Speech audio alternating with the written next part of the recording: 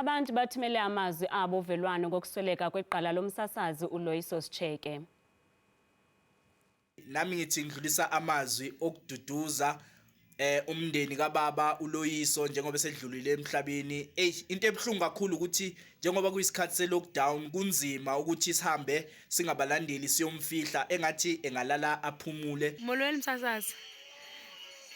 Mna uLoyidizimo ndimkhumbula lenkqubo yakhe yezemidlalo yasemhlobo wenene FM.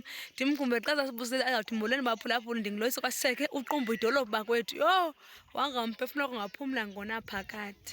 Sohlala simkhumbula uLoyidizimo. Silahlekele kakhulu apha ngulobhuti Loyiso. Umuntu ebethanda kakhulu isiXhosa.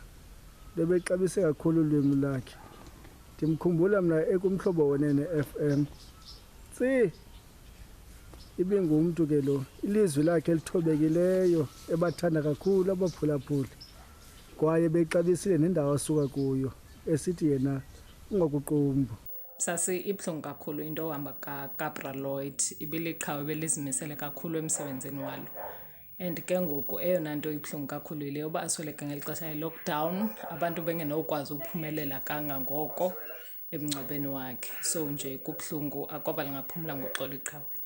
Ndifuna ukuthi masimkhulule ahambe yanga umphefumlo wakhe ungalala ngoxolo uZulu kaNtombela. Silahlekelwa singabathandi bezemidlalo jikelele, sawuhlala simkhumbula ngokusonwabisa nangokusiphakela zishushu ezemidlalo.